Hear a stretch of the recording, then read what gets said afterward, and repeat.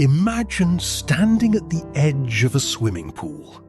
The water is calm, children are laughing, everyone seems happy. But your heart is beating faster. Your palms are sweating. Your feet refuse to move. Because sometimes the greatest danger is not in the water. It is inside our mind. Today's story is not just about learning to swim. It is about defeating fear, rebuilding confidence, and proving that every fear can be conquered through determination and practice. This is Deep Water by William O. Douglas, a story that can change the way you look at fear forever. Fear is one of the strongest emotions in human life.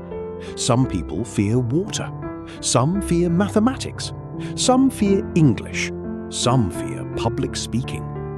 Many people spend years avoiding the very thing they fear. But fear does not disappear by running away. It disappears only when we decide to face it.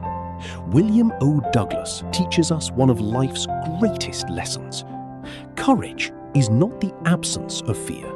Courage is the decision to move forward despite fear. That is why Deep Water is much more than a story. It is a guide to overcoming every fear in life. William Orville Douglas, 1898, was one of America's most respected judges and served as a justice of the Supreme Court of the United States for over 3 decades. As a child, he struggled with physical weakness and later developed a deep fear of water because of frightening experiences. Instead of allowing fear to control his life, he decided to confront it with patience, discipline, and relentless practice. His real-life experience became the basis of Deep Water, inspiring millions of readers to understand that fear can be overcome through determination. Before we enter the story, let us understand something about the author. William O. Douglas loved nature, rivers, and outdoor adventures. But there was one fear that controlled his life: the fear of water. When he was just 3 or 4 years old, he was swept away by a strong sea wave while playing at a beach in California. Although he survived, that frightening experience remained hidden deep inside his mind. Years passed, but that fear never truly disappeared. Sometimes a painful childhood memory quietly follows us into adulthood. Douglas did not know that another incident was waiting for him, one that would change his life forever. William Douglas decided that enough was enough. He wanted to overcome his fear of water. So he chose the YMCA swimming pool because it was considered much safer than the wild waters of the Yakima River. The pool was about 2 to 3 feet deep at one end and 9 feet deep at the other. Douglas believed that this was the perfect place to learn swimming. With great courage, he stepped into the water. Every small step filled him with hope. He thought, perhaps today I will finally conquer my fear. But destiny had planned something very different.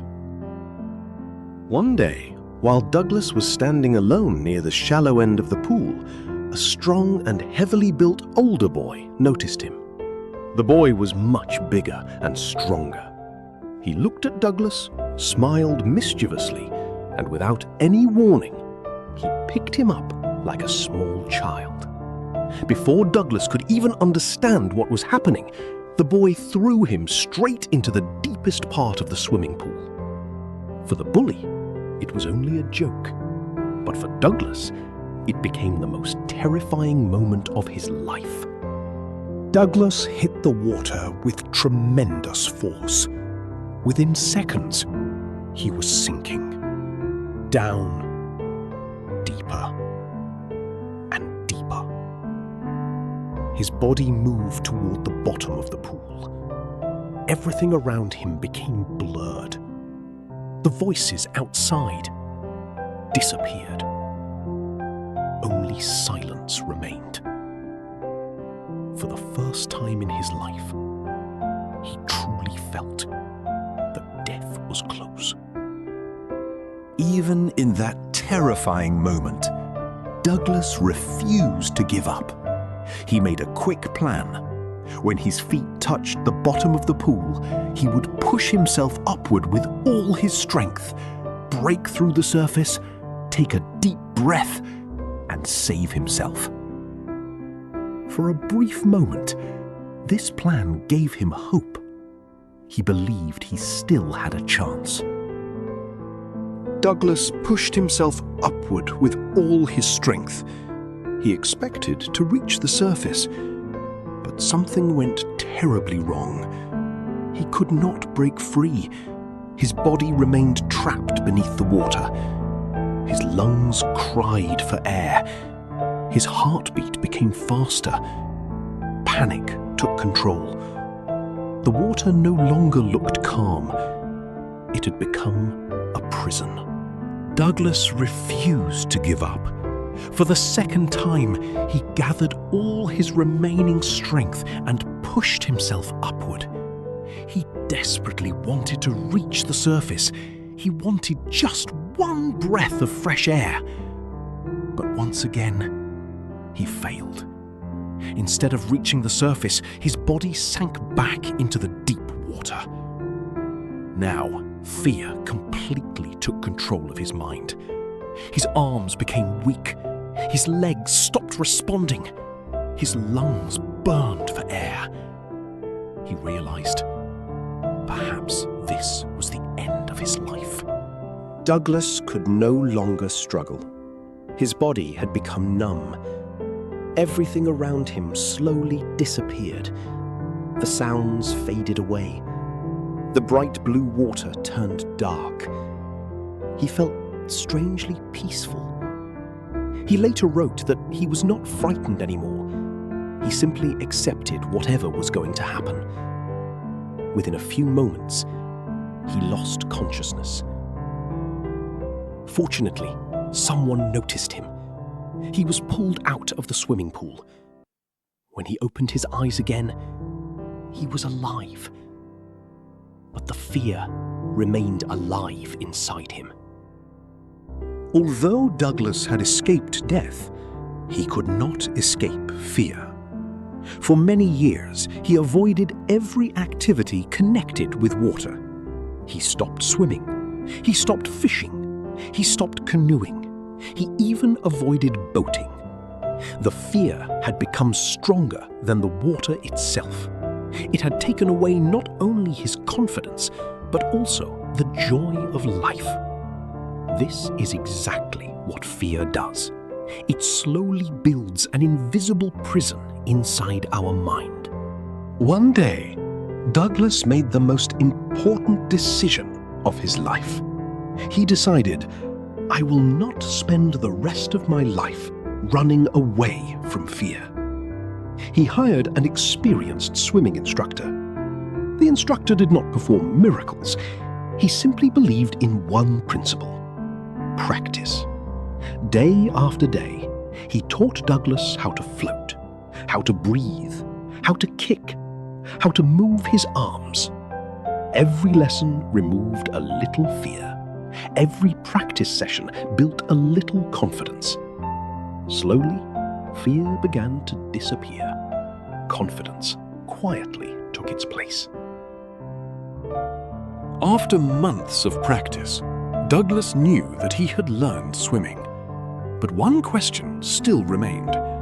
Had he really defeated fear? To find the answer, he challenged himself. He swam across Lake Wentworth in New Hampshire. For a brief moment, the old fear returned. The memory of drowning flashed through his mind. But this time, Douglas smiled. He trusted himself. He trusted his training. He kept swimming. Soon, he reached the other side safely. Later, he swam in the deep waters of Warm Lake in Idaho. This time, there was no fear, only confidence. Douglas had finally won the greatest battle of his life, not against water, but against fear. This chapter teaches us a timeless truth. Fear is not the biggest obstacle in life. Avoiding fear is not the solution. Every student has a deep water. For some, it is mathematics. For others, it is English. Some fear public speaking. Some fear interviews. Some fear failure. Most people spend their entire lives avoiding what frightens them. William Douglas teaches us a different path. Face your fear. Train yourself every day. Keep practicing until fear disappears and confidence takes its place. Confidence is not a gift. It is the reward for disciplined practice. Deep water is not simply the story of learning to swim. It is the story of transforming fear into confidence. William O. Douglas reminds us that the greatest victory in life is not over any external challenge. It is over the fear hidden within ourselves. If this story inspires you, share it with someone who needs courage today. And don't forget to subscribe to ECF, English Core with Farooq Sir, where we don't just prepare for examinations, we learn lessons that stay with us for life.